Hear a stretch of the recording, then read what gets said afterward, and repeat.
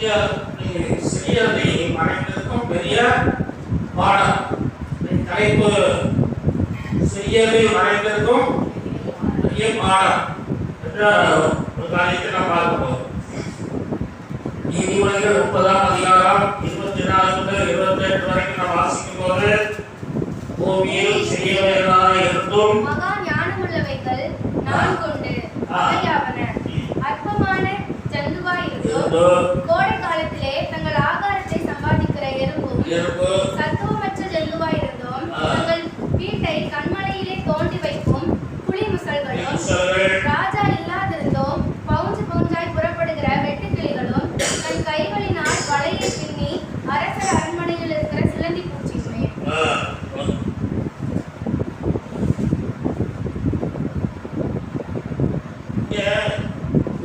சிறியவைகளாயிருந்தும் சிறியவைகளும் அற்பமாய் எண்ணப்படுகிறவைகள், அற்பமானவைகள் இதெல்லாம் எறும்பு, புலிமுசல், வெட்டுக்கிளி, சிலந்தி பூச்சி இவைகள் அற்பமாய் எண்ணப்படுகிறது. மனிதர்களால் மதிக்கப்படாததாக இருக்கிறது. பூமியிலே சிறியவைகளாக இருக்கு. சிறியவை நாமும் சிறியவர்களாக இருக்கிறோம். தேவ தூதரையும் சற்று சிறியவர்கள், நம்மளாம் சிறியவர்கள். வாசித்த சங்கீதத்தில் கூட என்ன சொல்லப்பட்டு, சிறுமையானவர்கள், நம்ம யாரு சிறுமையானவர்கள் என்று 3 இடத்துல சொல்லப்பட்டோம். பெரியவர்கள் என்று 3 இடத்துல சொல்லப்பட்டோம். ஆகவே நாமும் எளிமையானவர்கள், சிறியவர்கள் தான். நம்ம அற்பமா எண்ணப்படக்கூடியவர்கள் தான். ஆனால் ஆண்டவர் நம்மை என்ன செய்கிறார்? ரட்சித்து நம்மை பிள்ளையாய் மாற்றி மகா ஞானமுள்ள மனிதர்களாய் மாற்றி இருக்கிறார். அல்லேலூயா. மகா ஞானம் உங்களுக்கு யார் கொடுத்திருக்கார்? என்ன ஞானமா? மகா ஞானம்.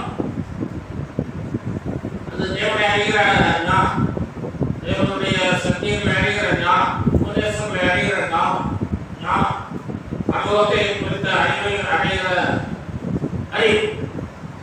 அந்த மகா ஞானத்தை உங்களுக்கு கொடுத்திருக்கார். அல்லேலூயா.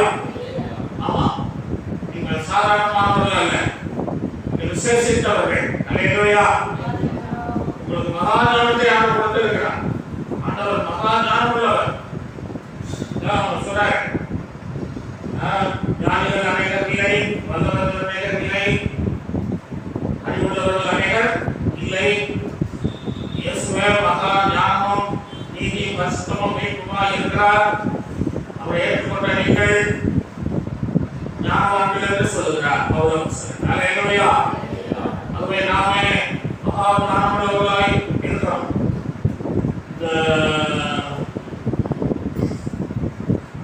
சிலந்தி பூச்சி பார்க்க மகா ஞானமுள்ளவர்களாக இருக்கிறது. தன் கைகளினால் வலையை பின்னி அரசர் அரண்மனைகளில் இருக்கிற சிலந்தி பூச்சி என்று வாசம். நிறைய ஜந்துக்களை குறித்து படிக்கலாம். சேவலை குறித்து நாம் பார்ப்போம். சேவல் பேதுருவை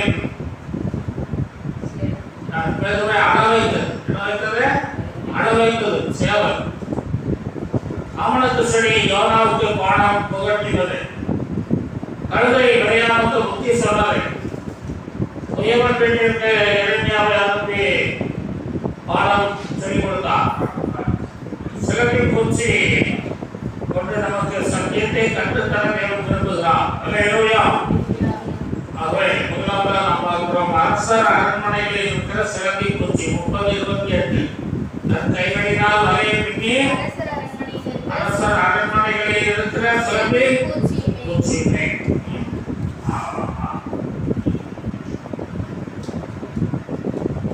அரசர் அரண்மனைக்கு போயிருக்கிறது.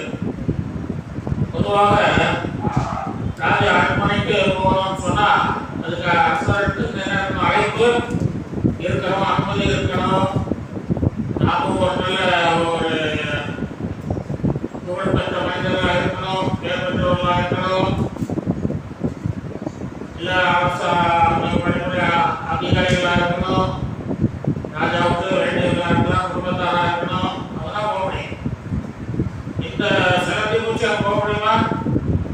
அவங்க முடியாது.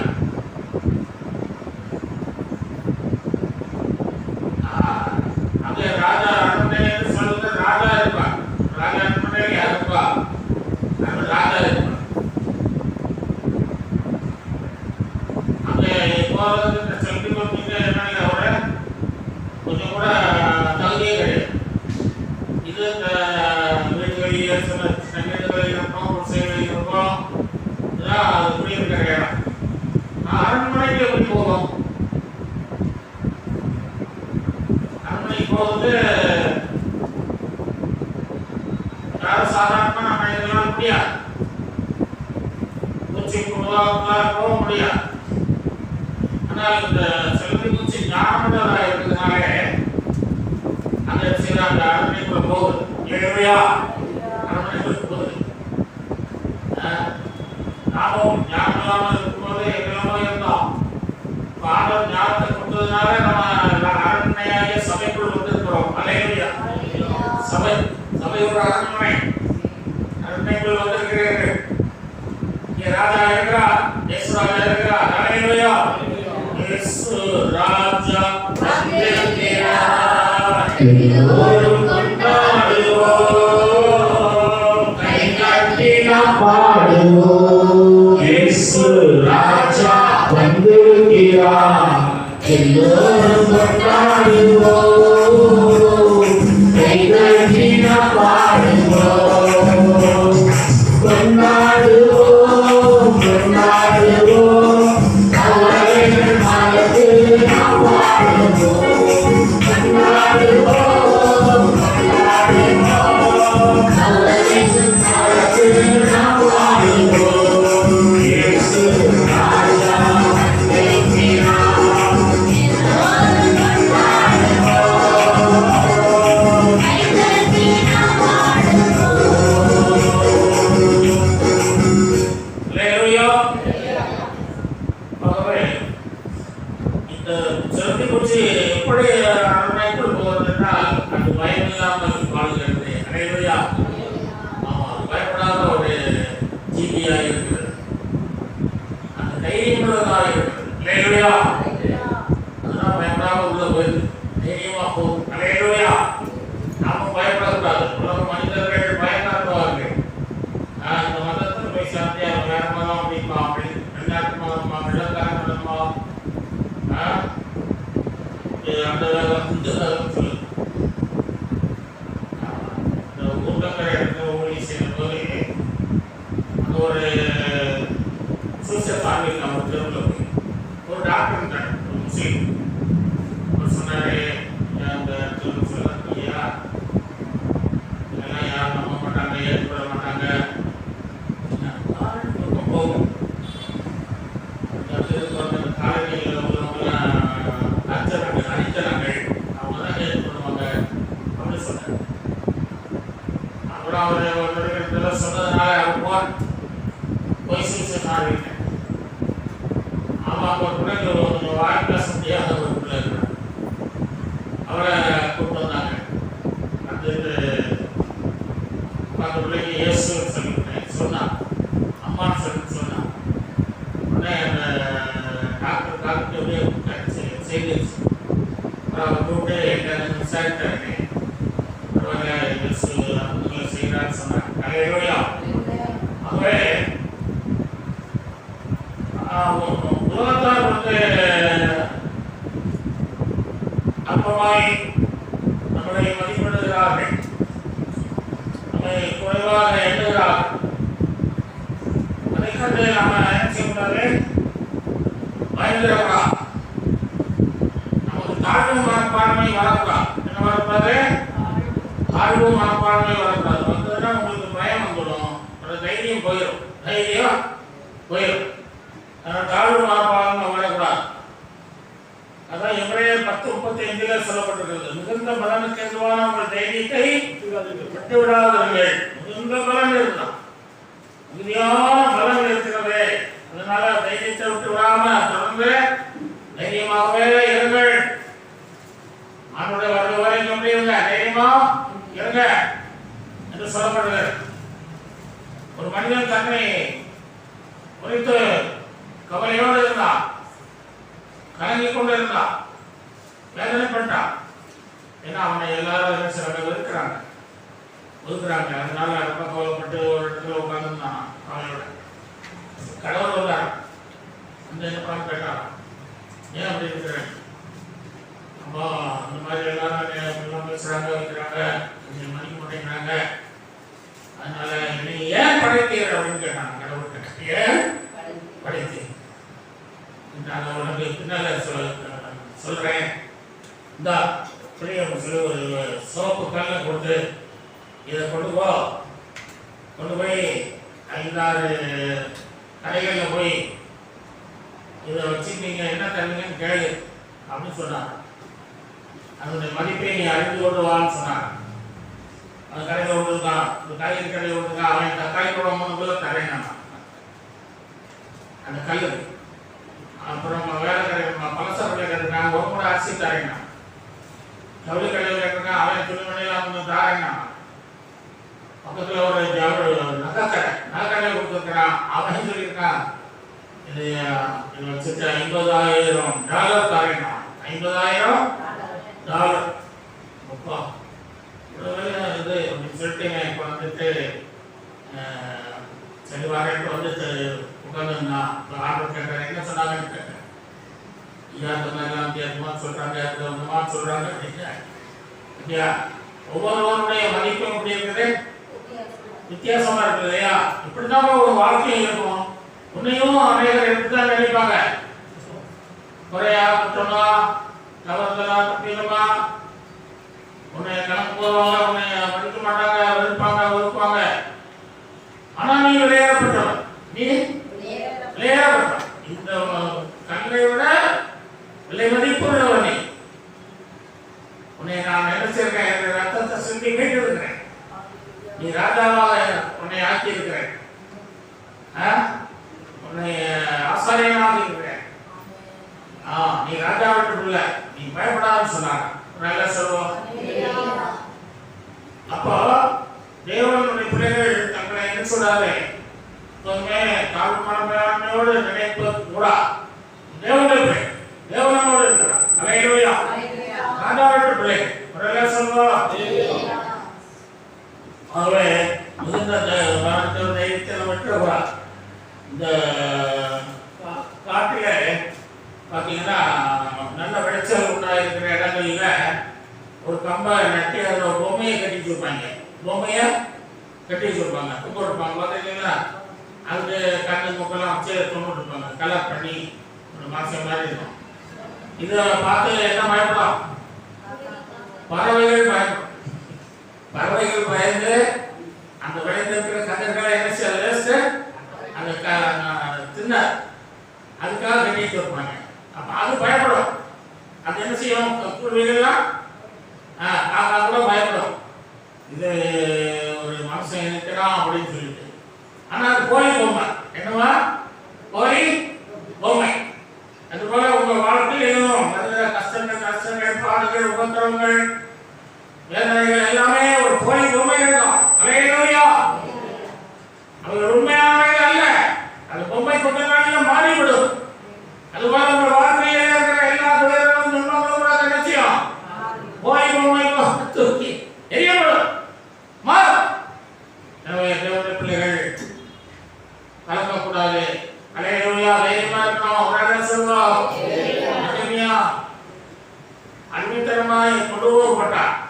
ஆனாலும் எருசலேமில் என்ன நடக்கிறது என்று விசாரித்த போதே அங்க நடக்கிற காரியங்களுக்காக ஜெபித்தான். அப்புறம் தைரியமா ராஜாவுக்கு உத்தரவை கொண்டு வந்தான்.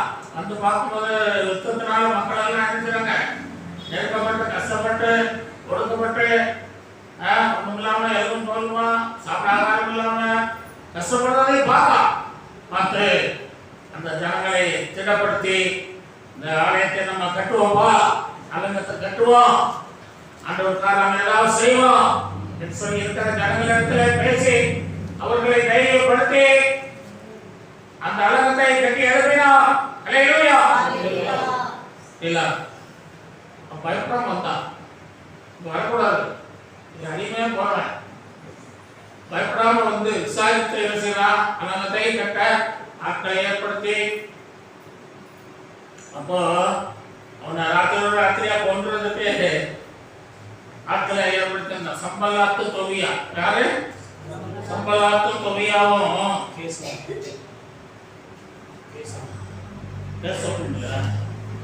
சுமையா சொல்லி கொடுத்தான். அதனால செமையா என்பவன் நெகமியாவிடத்தில் வந்து சொன்னா, சம்பலாத்தும் தொவியாவும் அவனை கொல்லதுக்கு ஏற்பாடு பண்ணியிருக்காங்க. இன்னைக்கு ராத்திரியில வரேன்னு இருக்காங்க. அதனால நீ எங்கேயாவது ஓடி போயிடும், இல்லைன்னா தேவாலயத்துக்குள்ளேயாவது போய் என்ன செய்யும். நிறைய அறைகள் இருந்தது, அந்த அறைகளுக்குள்ளேயாவது ஒழிஞ்சுக்கணும் அவங்க நெகமியாவுக்கு சொன்னாங்க. நெகமியா அதுக்கு என்ன சொன்னாங்க? நெகமியா 6ஆம் அதிகாரம் 10-11 வாசிங்க. நெகமியா 6:10-11. குமாரனாகிய தெலாயாவின் மகன் செமாயா நான் வீட்டிலேயே அடைக்கப்பட்டிருக்கும் போது நான் அவனிடத்தில் போனேன். அப்பொழுது அவர், நாம் இருவருமாய் தேவனுடைய வீடாகிய ஆலயத்துக்குள்ளே போய் தேவாலயத்தின் கதவுகளை பூட்டுவோம், வாரும், உம்மை கொன்று போட வருவார்கள், இரவில் உம்மை கொன்று போட வருவார்கள் என்றார். அதற்கு நான், என்னை போன்ற மனிதன் ஓடி போவானோ, என்னை போன்றவன் உயிர் பிழைக்கும்படி தேவாலயத்திலே போய் பதுங்குவானோ, நான் போவதில்லை என்றேன். அந்த சமயம் வந்து சொல்றான், இந்த மாதிரி சொல்லுவாங்கப்பா, நீ ராத்திரில அவங்க கொண்டுருவாங்க அப்படின்னு சொல்லி. அதுக்கு சொல்றாரு, என்னை போன்ற மனிதன் ஓடி போவானோ, என்னை போன்றவன் உயிர் பிழைக்கும்படி தேவாலயத்துல போய் பதுங்குவானோ, நான் போவதில்லை என்றான். ஆமா, இன்னொரு இடத்துல சொல்லுவான், நான் பெரிய வேலையை செய்யறேன், அதனால அவங்க கூடுவாங்க, ஒரு ஆத்தங்கரை ஓரமா வா பேசுவோம் அப்படின்னு. அவங்க அதிகாரி, சம்பளாத்து தொகையால யாரு, அந்த நாட்டில் உள்ள அதிகாரி. அப்ப நம்ம எல்லாம் இருக்கும்போது இவனை வந்துட்டு என்ன செய்யணும்ன்றா, ஆலயத்தை கட்டணும்ன்றே அவங்க பொறாமப்படுறாங்க. பொறாமப்பட்டு கட்ட விடாம தடுக்கிறாங்க. ஒரு நிறைய ஏறி கூட அதை செய்யறோம், எல்லாம் விழுந்தோம் அப்படின்னு சொல்லி சொல்லுவாங்க. அவ்வளவு அற்பமா நினைப்பாங்க. நெகமியா கட்டுற கட்டடத்தை அற்பமா நினைப்பாங்க. நீங்க செய்கிற வேலைகளையும் மற்றவர்கள் அற்பமா நினைப்பாங்க. ஆலயத்துக்கு போது அற்பமா பேசுவாங்க, தப்பிட்டு போறா அப்படின்னு சொல்லி அற்பமா பேசுவாங்க. ஆனாலும் நீங்க அற்பமாய் எண்ணப்பட தேவன் உங்களுக்கு அனுமதி கொடுக்க மாட்டார். அல்லேலூயா. நீங்கள் விளையாடப்பட்டவர்கள் என்பதை வெளிப்படுத்துவார். அல்லேலூயா. காலங்கள் மாறும்போது உங்களை கர்த்தர் கனப்படுத்தி உயர்த்துகிறதை மக்கள் பார்ப்பார்கள். அல்லேலூயா. இன்றைக்கு பைத்தியக்காரன் சொல்லுகிறவர்கள் நாளைக்கு பைத்தியக்காரர்களாக காணப்படுவார்கள். நீங்களும் அறிவாளிகளாக இருப்பீர்கள். அல்லேலூயா. ஆமா, காரியம் மாறுதலாய் முடியும். சொல்வார். ஆகவே அந்த நெகமியா 14ஆம் வசனம் வாசிங்க. 6:14 ஜெபிக்கிறான்.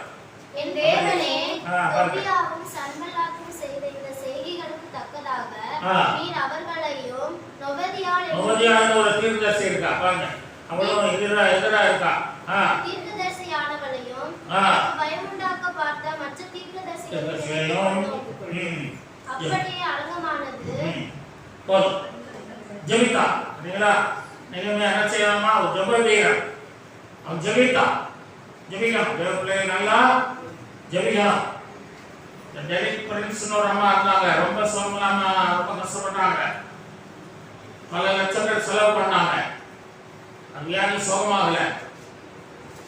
சிலோக்ல போய் பார்த்தாங்க, டாக்டர்கிட்ட சோகமாகல. சிங்கப்பூர்ல பார்த்தாங்க சோகமாகல. லண்டன்ல பார்த்தாங்க சோகமாகல. இந்த வியாதியை டாக்டரால் கண்டுபிடிக்க முடியல, சுகமாக்க முடியல. மருந்து மாத்திரைகள் இருக்கும். நாளைக்கு 25-26 மாத்திரை சாப்பிடுவாங்க. டானிக்குகள் எல்லாம் குடிப்பாங்க. ஆனால் குணமாகல. அப்போ ஒரு நாள் பைபிள் படிச்சாங்க. நீதிபதிகள் 4ஆம் அதிகாரம் எத்தனை வசனம்? 20 வாசிங்க. 20 4:20. என் மகனே, என் வார்த்தைகளை கவனி, என் வசனத்துக்கும் செவியை சாய், அவை உன் கண்களை விட்டு பிரியாதிருப்பதாக,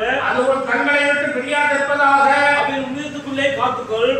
21 அவைகள் கண்களை விட்டு பிரியாதிருப்பதாக, அவைகளை இதயத்துக்குள்ளே காத்துக்கொள்.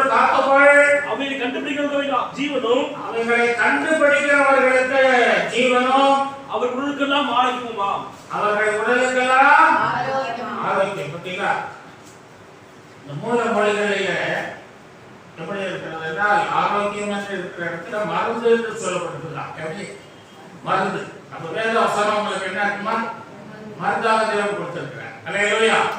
தேவன் பரம வைத்தியராக இருக்கிறார். அவர் கொடுக்கிற மருந்து நம்மை சுகமாக்கும். சொல்லுங்க. ஆமா. அப்பத்தையும் தண்ணீரையும் உங்களுக்கு என்ன செய்யறார்? ஆசீர்வதித்து நல்ல மருந்தா மாற்றி கொடுக்கிறார்.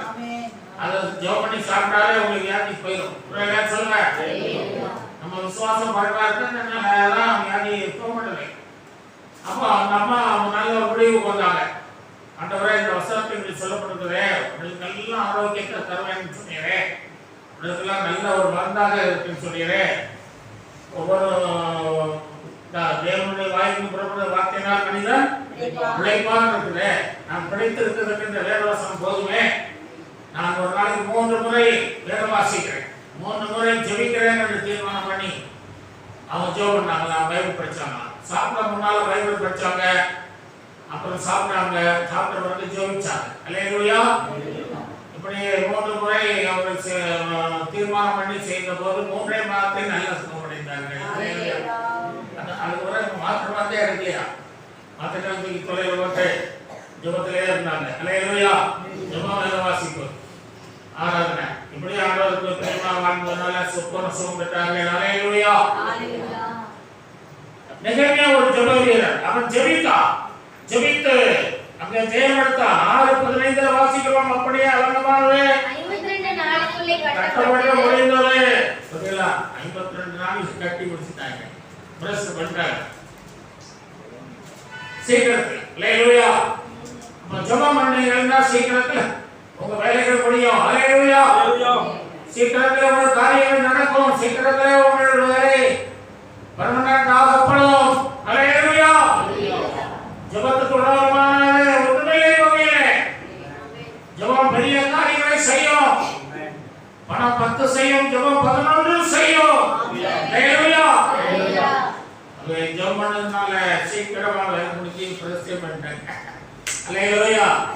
இந்த மாதிரி நீங்க ஜெபம் பண்ணீங்கன்னா சீக்கிரத்துல ஆண்டவர் வந்துருவார். அல்லேலூயா. ஆமா, உலகம் மோசமா போயிட்டு இருக்கு. நீங்க வாழறது கஷ்டம் தான், வாழ்றது கஷ்டம் தான். ஆண்டவரே சீக்கிரம் வாரம் சொல்லி வெளிப்படுத்தல் கடைசியில் சொன்ன மாதிரி என்ன செய்யுங்க? ஆண்டவரே சீக்கிரம்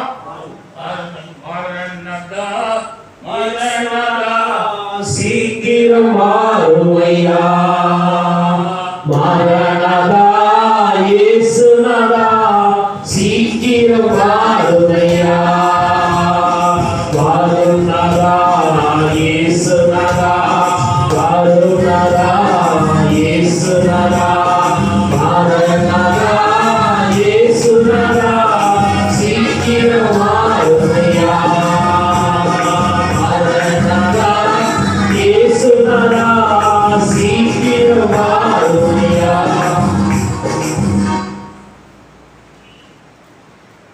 ரெண்டாவது நம்ம கடந்து செல்வோம். அதுல நம்ம அலங்கத்தை தொட்டு பார்த்தோம்ல. அலங்கம் என்றால் என்ன? கட்ட வேண்டும் என்றால் என்ன? உபதேசம். அலங்கம் என்றால் என்ன? சபையில் உள்ள உபதேசங்கள். உபதேசங்களை இன்றைக்கு மனிதர்கள் தகர்த்து விட்டார்கள். நாகரிகம் என்று சொல்லி எல்லாவற்றையும் மாற்றி விட்டார்கள். ஆகவே அந்த உபதேசங்களை மாற்றக்கூடாது. அல்லேலூயா. பூர்வீக எல்லைக்குறியை மாற்றக்கூடாது சொல்ல. பூர்வீக பரிசுத்தவான்கள் கொண்டு வந்த எல்லைக்குறிகளை உபதேசங்களை நாம் மாற்றிவிடக்கூடாது. நாம் மாற்றப்படாத உபதேசங்களை கைக்கொள்ள வேண்டும். அல்லேலூயா. பழைய உபதேசம் தான் நமக்கு இப்போ உள்ள உபதேசங்கள் எல்லாம் ஏற்றுக்கொள்ளக்கூடாது. இந்த எரேமியாவை ஒரு பெரிய குழியில கிணத்துல போய் போட்டுருவாங்க. அது ஒரு பாடகத்தை கிணறு. அதுக்குள்ள என்ன இருக்கும்? சாக்கடையாக தான் இருக்கும். மண்ணு குழியும் இந்த சேரும் சகதியுமா இருக்கும். அதில் போட்டுருவாங்க. அப்ப எவரேஜ் கலெக்டர்னு ஒரு பையன் இருப்பான், மேல்மன்ஸ். அவன் போயிட்டு ராஜாட்ட உத்தரவு வாங்கி ரொம்ப மோசமான ஒரு குழியில் போட்டாங்க. ஐயா, சகதிக்குள்ள போட்டாங்க. நான் தூக்குறேன்னு சொல்லுவான். தூக்கம்னா தூக்கலைன்னா போ, உனக்கு ஒன்றுமே நான் தர முடியும். அவன் போய் பார்த்தா பழைய துணி தான் இருக்கும். என்ன துணி வாங்கிச்சு? பழைய துணிகள். பழைய துணிமணிகள் தான் அங்கே கலந்தது. அதெல்லாம் பிறக்கி முறுக்கி அது கயிறு மாதிரி கட்டி அதை கீழே இறக்கி இறமையா இதை பிடிச்சிட்டு மேலே வந்துடு அப்படின்னு சொல்லி தூக்குறான். அலையிலவையா தண்ணி இறைக்கிற மாதிரி தூக்கிட்டான் வெளியே. இதில் பழைய துணிதான் அவனை தூக்கி சொல்லுங்க. பழைய உபதேசங்கள் அப்போ சொல்றாங்க, உபதேசங்கள் பழைய உபதேசம்னா உங்களை தூக்கி இழக்கும். அலையிலவையா ஆகவே உபதேசங்களை விட்டுவிட கூடாது. இயேசு கிறிஸ்து சொன்னார், யோவான் 15:3 சொன்னார், என்னை நிலைத்திருங்கள், என் உபதேசத்தில் நிலைத்திருங்கள், நான் சொன்ன உபதேசமே உங்களை பரிசுத்தமாக்கும் என்று சொன்னார். ஆண்டவருடைய உபதேசங்கள் பரிசுத்தமாக்கக்கூடியது. உபதேசம் என்று சொன்னால் போதகம், எச்சரிப்பு, புத்திமொழிகள் எல்லாத்தையும் உபதேசம். உன் பிள்ளைகள் படுத்திருக்க போதும், எழுந்திருக்க போதும், நடக்கிற போதும், உட்கார்ந்திருக்க போதும் இவைகளை உபதேசங்களை உபதேசின்னு சொன்னார் ஆண்டவர். யாத்திரா மக்களே உபதேசம் கொடுக்கணும், பிள்ளைகளுக்கு விசுவாசிகளுக்கு உபதேசம் கொடுக்கணும், சபைக்கு உபதேசம் வேணும். உபதேசத்தில் தான் சபை கட்டப்படணும். கிறிஸ்துவின் உபதேசங்களே மாகிய ஆசீர்வாதத்தில் தான் சபை கட்டப்பட்டிருக்கிறது. அல்லேலூயா. வேற ஆசீர்வாதம் இல்லை. அதுவே அந்த ஆசீர்வாதத்தில் தான் கட்டப்படணும். கிறிஸ்துவின் உபதேசத்தை விட்டு மீறி நடக்கிறவன் 2 யோவான் 3ஆம் அதிகாரம் 2 யோவான் 9ஆம் வசனம் 2 யோவான் 9ஆம் வசனம் கிறிஸ்துவின் உபதேசத்திலே நிலைத்திராமல் நீங்களுக்கு எவரும் தேவனை உடையவன் அல்ல. கிறிஸ்து உபதேசிக்கிறவனோ பிதாவை குமாரனை உடையவன். ஆகவே கிறிஸ்துவின் உபதேசத்தில் நாம் நிலைத்திருப்போம். ஆசீர்வாதமாக அலங்கமாகிய உபதேசங்களை நிலைமையா கட்டி எழுப்புவோம். நாமும் உபதேசங்களை கட்டி எழுப்புவோம், சபையை கட்டி எழுப்புவோம். அன்றோட வரைக்கும் சபையை உபதேசத்தினாலே நிரப்பி வரைக்கும் ஆயத்தப்படுத்துவோம். இரண்டாவது, தன் கைகளால் வலையை பின்னும் சிலந்தி பூச்சி என்று பார்க்கிறோம். நீதிமொழி 30:28 தன் கைகளினால் வலையை பின்னும் சிலந்தி பூச்சி தன் கைகளால் கட்டுது. என்னமா இருக்குது?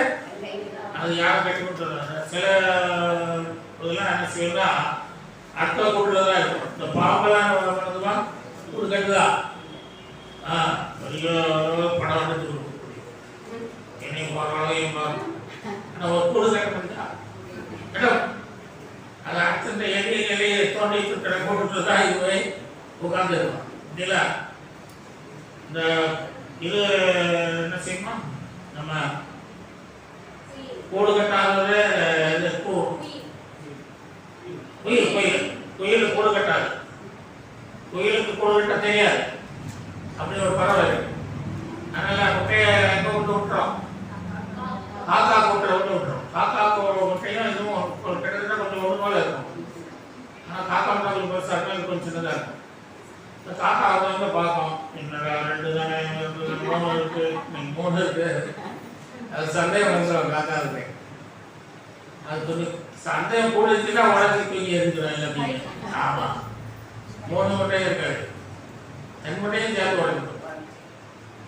அப்புறம் சந்தேகம் இல்லைன்னா அது பொறிக்கும். கொஞ்சம் வளர்ந்து கொஞ்சம் வளரும் போது அது கால் கட்டும், இது தூடு கட்டும்.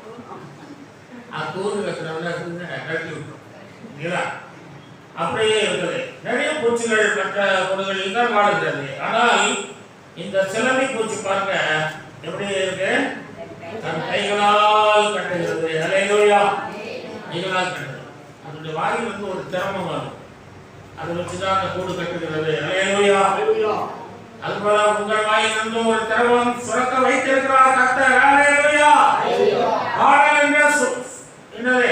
திறமம். பாடல் ஒரு திறமம் வாயில சுரக்குது. ஜெபம், சுவிசேஷம் சொல்வது, ஆராதிப்பது, கர்த்தரை புகழ்வது. அல்லேலூயா.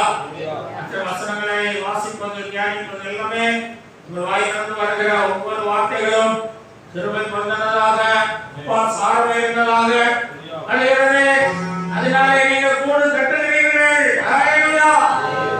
உங்கள் கூடு அரண்மனையில் கட்டப்படுகிறது, பரலோகத்தில் கட்டப்படுகிறது. நீங்கள் பூமியில எவைகளை கட்டுவீர்கள் அது பரலோகத்தில் கட்டப்படும். நீதிமொழி 9:1 வாசிக்கிறோம், ஞானம் தன் வீட்டை கட்டுகிறது என்று.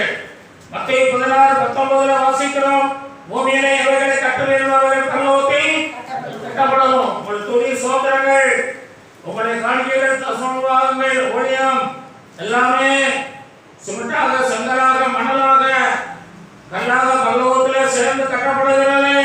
அல்லேலூயா. பரலோகத்தில் ஆண்டவர் ஒரு இடம் வச்சிருக்காரு. உங்களுக்கு ஒரு இடம் தான் வச்சிருக்காரு. வீடு வைக்கல.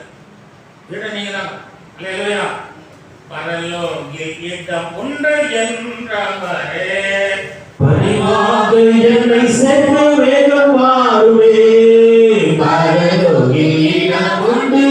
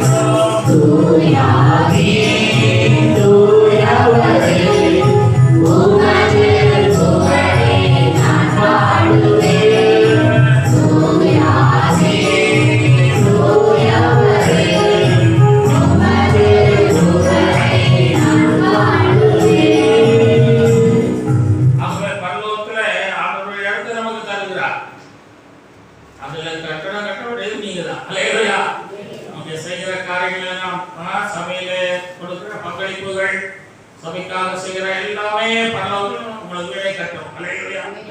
கட்டும். நம்ம ஒரு பெரிய பணக்காரமா பரலோகம் போறதுக்கு ஆசைப்பட்டாங்க. ஒரு ஆண்டவர் சொல்றாரு, நம்ம குடும்பமா பரலோகத்துக்கு ரொம்ப ஆசைப்படுது. பரலோகத்துக்கு போட்டு கூட்டிகிட்டே போனா தூதன் பெரிய பெரிய பில்டிங்லாம் இருந்தது. இதெல்லாம் பார்த்துட்டு எல்லாம் இதுல எல்லாம் இருக்கும். இப்போ இதெல்லாம் போயிருக்கோம். நல்லா பார்ப்போம். என் பேர் இருக்கான் பாரு. அவன் சும்மா அவங்க பக்கம் நீங்க பாப்பாங்க வேற அந்த மாதிரி அப்படின்னு சொல்லி பாசம் அப்படியே கூட்டு போனா எந்த பக்கம் விழுதா இருக்கப்பா இதுல இருக்குமா பாரு என் பேர் இருக்கா பாரு இங்க இல்லம்மா அப்படின்னு சபையில இருக்க சில ஏழைகள் எல்லாம் அப்படி சொன்னாங்கம்மா பணக்காரமா சொன்னா அவனுக்கா இதை விட எப்ப ஆர்வனுக்கா தினம் ஒரு வேலைக்கு அப்படின்னா இந்த வீடு அவனுக்கா இன்னும் காட்டி எங்கேயும் கொடுக்க மாட்டானே அவனுக்காப்பா அந்த வீடு எப்படியா சொல்லிட்டா போச்சா அம்மா அவங்கெல்லாம் கொடுத்த அந்த வீடை கட்ட முடிஞ்சது எல்லாம் நல்லா செஞ்சிருக்காங்கம்மா உங்களுக்கு வீடு புதுச பக்கமாக கொடுத்துருக்க என்னம்மா புதுச பக்கமாக கொடுத்து வந்துட்ட ஐயோ என்னம்மா இருக்க கொண்டு வந்துருக்க அம்மா அந்த பாருங்க அந்த 3வது வீடு தான் சொல்லிட்டு என்னப்பா அந்த குடிசையா யாரு அம்மா நீ கொடுத்தது ஒரு தடவை கட்ட முடிஞ்சது அப்படின்னு நான் எடுத்துருந்தேன் அப்புறம் இந்த அம்மா இல்லைப்பா நீ ஊருக்கே அனுப்பிப்பா நான் வீட்டுக்கே பூமிக்கே போயிடப்பா போய் நான் கற்றுக்கா நிறைய செய்கிறேன். நான் பெரிய வீடு எதிர்பார்த்து வந்தேன்ப்பா நீ என்ன சின்ன வீட்டை கப்படுத்தியே காமிக்கிறேன் நான் போகிறப்பா பூமிக்கு வந்துச்சான். பூமிக்கு வந்து ஆண்டருக்காக நிறைய கொடுக்க ஆரம்பிச்சுதான். அல்லேலூயா. ஒரு பெரிய ஒரு அன்மையை கற்று கொடுத்தார். அல்லேலூயா. ஆகவே நம்ம ஆண்டருக்காக நிறைய செய்ய வேண்டியது இருக்குது பூமியில. சரியா? எதையும் நமக்கு வைத்துவிடாமல் அந்த விதவ மாதிரி எல்லாத்தையுமே கர்த்தர் கொடுக்கணும். அல்லேலூயா. அலெக்சாண்டர் தி கிரேட் அவர் என்ன பண்ணாருன்னா 2 கப்பல் வச்சிருந்தார். ஒரு கப்பல் நிறைய பணம் பொருள் தங்கம் வெள்ளி எல்லாம் வச்சிருந்தார். ஒரு கப்பல்ல அவர் பிரயாணம் பண்ணார் ஆட்களோட. அப்ப ஒரு கிராமத்து பக்கமா வரும்போது ஜனங்கள்லாம் வணக்கம் வணக்கம் வணக்கம் கூப்பிட்டாங்க. அதை பார்த்து ரொம்ப பாவமா இருந்துச்சான். அந்த கொடுப்பா சொல்லி பணத்தெல்லாம் எடுத்து கொடுத்தாரு, பொருள் எல்லாம் கொடுத்தாரு, எல்லாத்தையும் கொடுத்துட்டாரு. ஒரு 2-3 கிராமத்துக்கு எல்லாத்தையும் கொடுத்துட்டாரு. அப்புறம் அந்த கூட இருந்து சொன்னாங்க நீங்க கொடுத்தீங்க இல்லை நமக்கா ஒண்ணுமே இல்லையா, அந்த நேரம் சாப்பாடு கூட ஒண்ணும் இல்லையா, எல்லாத்தையுமே இப்படி கொடுத்துட்டே இல்லையா அப்படின்னாங்க. கடவுள் நமக்கு தைரியத்தை கொடுத்துருக்காடா, நமக்கு திறமையை கொடுத்துருக்காடா, நம்ம இன்னும் யுத்தம் பண்ண போறோம்டா, இன்னும் பல தேசங்களை ஜெயிக்க போறோம், அங்கெல்லாம் பொருள் எல்லாம் நிறைய கிடைக்கும்டா, பணம் எல்லாம் கிடைக்கும்டா, பயப்படாது அப்படின்னா இல்ல அந்த அலெக்சாண்டருக்கே அப்படிப்பட்ட ஒரு தைரியம் வந்துச்சுன்னா உங்களுக்கு எனக்கு எவ்வளவு தைரியம் இருக்கணும். அல்லேலூயா. ஆமா, ஆகவே ஆண்டவர் நமக்கும் இன்னும் தருவார். அல்லேலூயா. இதுவரை செய்தவர் இனியும் செய்வார். நமக்கு கல்வி தருகிற ஒரு தெய்வத்தை தான் நம்ம ஆராதிக்கிறோம். ஆமா, கிள்ளி தருகிற தேவனை ஆராதிக்கிறேன். அல்லேலூயா. அள்ளி தருகிற தேவன் உங்களுக்கு அபரிமிதமாய் அள்ளி கொடுப்பார். அல்லேலூயா. அதனால நம்முடைய கைகளினால என்ன செய்யணுமா, ஆண்டவருக்கு நமக்கு ஒரு வீட்டை நம்ம தான் கட்டணும், நம்ம தான் கட்டணும்.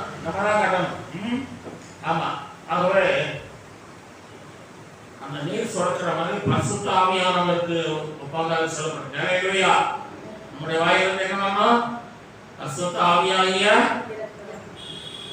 அந்த அபிஷேகம் எப்போதும் சுரந்துகிட்டே இருக்கணும். ஹல்லேலூயா. எப்போதும் வேலை பார்த்தா என்ன பார்த்தாலும் ஒரு அந்நிய பாஷை பேசிக்கிட்டே இருக்கணும். அந்த தொடர்பு இருந்துகிட்டே இருக்கணும். அப்போ அவங்க வீடு கட்டப்பட்டுக்கிட்டே இருக்கும். ஹல்லேலூயா. சந்தி பூச்சி அந்த கருவத்தை கொண்டு வீடு கட்டுகிறது போல நீங்களும் அந்த அந்நியவாசிகள் பேசும்போது உங்களுக்கு ஒரு வீடு கட்டப்படும். ஹல்லேலூயா. உங்கள் கால்கள் கைகள் நல்ல பலன் அடையும். சரீரம் பலனாக இருக்கும். நீங்கள் ஞானத்தால் நிரம்பி மகா ஞானமுள்ளவர்களாய் உங்கள் குடும்பத்தை கட்டுவீர்கள், வீட்டை கட்டுவீர்கள், வேலை கட்டுவீர்கள், பிள்ளை வாழ்க்கை கட்டப்படும். ஒரு சொல்வோம் கட்டப்படும்.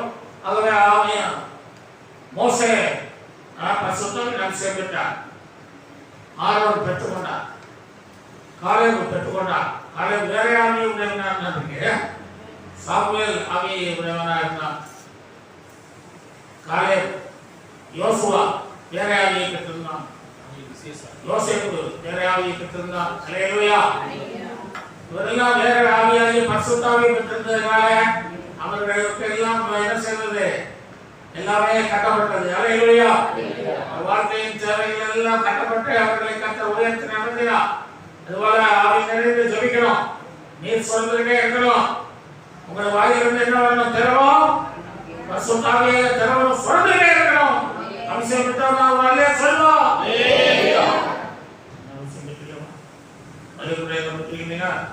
ஞானபலம் பெற்றீங்க. அபிஷேகம் வரல வரணும். பேசணும். எங்க தங்கச்சி சொல்லுங்க 8 வயசுல அபிஷேகம் பெற்றுச்சு. ஹல்லேலூயா.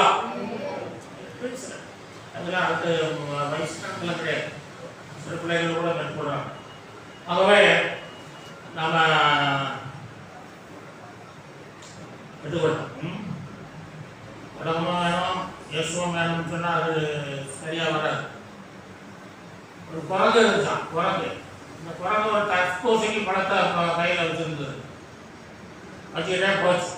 போகும்போது அந்த வெறி பழங்கள் மரத்தில் நிறைய மீன். உடனே அது சாப்பிட ரொம்ப ஆசை. போய் அந்த பழத்தை பறிக்கிறதுக்கு இந்த யோனையா இருக்கு.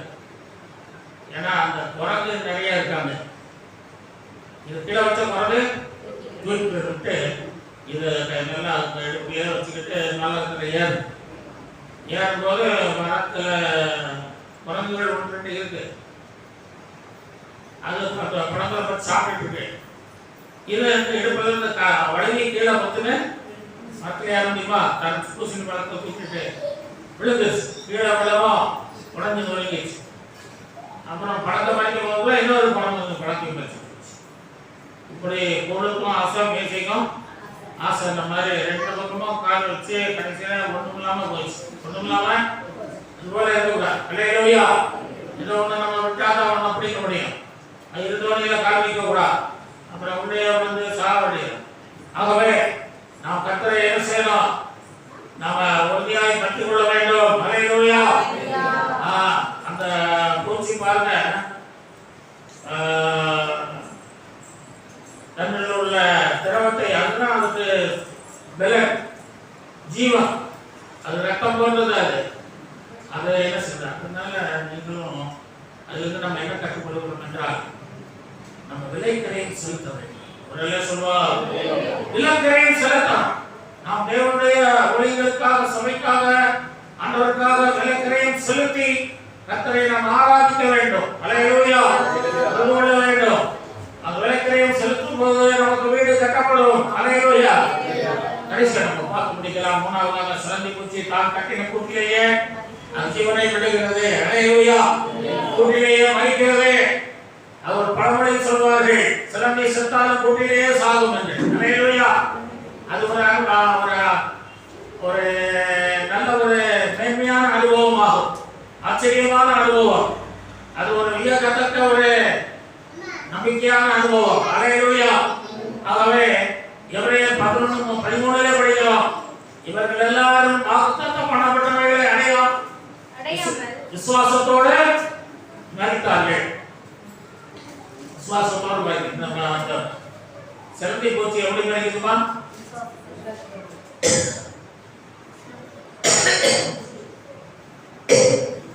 விசுவாசத்தோட படிக்கணும். அதுபோல தேவனுடைய பிள்ளைகள் எப்படி இருக்கணும்? மரணம் வரையிலும் விசுவாசத்தை. அன்னைக்கு இந்த ரத்த சாட்சி சொன்ன காசம் மாதிரி மரணம் வரையிலும் உண்மையாக தேவனிடத்தை தரவேன் சொன்ன மாதிரி அது மரணம் வரையிலும் உண்மையா இருக்கு. அந்த கூட்டை விட்டு வெளியே வரமாட்டது. கூட்டை விட்டு வெளியே அதுபோல நீங்க சபையாக கூட்டை விட்டு வெளியே வந்துடக்கூடாது. அல்லேலூயா. இயேசுவாகிய கூட்டை விட்டு வெளியே வந்துடக்கூடாது. உபதேசங்கள் சத்தியங்களாகிய கூட்டை விட்டு வெளியே வந்து விடாதபடி, ஜபத்தை விட்டு ஊழியத்தை விட்டு வந்து விடாதபடி நீங்கள் உள்ளே இருக்கணும். அல்லேலூயா. மரித்தாலும் இயேசுவுக்கு, உயிருடன் இருந்தாலும் இயேசுவுக்கு. அல்லேலூயா. ஆமா, சிலருக்கு கொஞ்சம் சில கொள்கைகள் இருக்கு. அதுபோல நமக்கும் சில கொள்கைகள் இருக்கு. சுற்றுதான் ஈஸ்வரன் என்ன சொன்னோம்? வாழ்ந்தணும், ஒருக்காகவே ஜீவனை கொடுத்தணும், உறுதிப்பாடு இருக்கணும். அல்லேலூயா. கொள்கை இருக்கணும், லட்சியம் இருக்கணும், ஒரு நோக்கம் இருக்கணும்.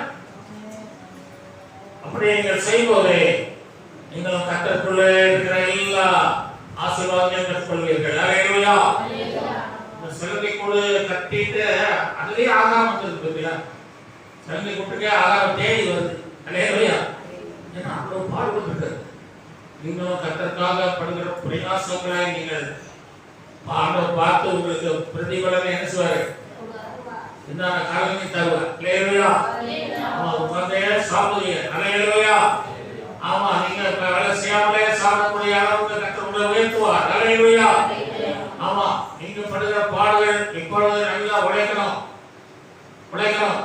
இந்த குணசாலையான சரி என்ன பண்றாங்க? சோம்பல் இல்லாமல் உற்சாகமாய் வேலை செய்கிறார். அல்லேலூயா. இரவு உழைக்கிறார், வீட்டை கவனிக்கிறார், வேலைக்காரிகளை கவனிக்கிறார், புருஷனை கவனிக்கிறார். அதனால அவள் விட தனியாமல் இருக்கிறார்கள். நல்ல சொல்லுவார். அப்படி நாம ஜீவிப்போம். அது கூட்டை விட்டு வெளியே வராதது போல நாமும் வெளியே வந்துடக்கூடாது. ஆண்டவர் விட்டு வெளியே போயிடக்கூடாது. என்ன பாடம் வந்தாலும் கஷ்டம் வந்தாலும் மட்டும் வந்தாலும் சுதார எனக்கு உள்ளே இருக்கணும். அல்லேலூயா. சபைக்குள்ளே இருக்கணும். அப்படி நம்ம இருந்து ஜீவனை கர்த்தருக்காக கொடுக்கணும். வெளிப்படுத்தல் 14:13 வாசிக்கிறோம். கர்த்தருக்குள் மரிக்கிறவர்கள் பாக்கியவான்கள். இல்லையா? கர்த்தருக்குள் மரிக்கிற ஒரு பெரிய அனுபவம். அந்த சிலந்தி குச்சியை போல கூட்டிலே மரிக்கிற ஒரு அனுபவம். அல்லேலூயா. கர்த்தர் பெருமாய் ஆசீர்வதிப்பாராக. சிலந்தி குச்சியை போல நம்ம அற்பமாய் சிறியதாய் சின்னதாய் உண்மையாமல் யாக்கோபின் சிறுமூச்சியே நீ பயப்படாதே, உனக்கு நான் துணை இருக்கிறேன் சொன்னது போல சிறுமூச்சி போல நாம் காணப்பட்டாலும் தேவன் நம்மை மகா ஞானமாய் நிறைத்து நல்ல பெரிய ஒரு உயர்ந்த அனுபவத்துக்குள்ளே நடத்துவார். எல்லாரும் இருப்போம். கர்த்தருக்கு காணிக்கை உற்சாகமாக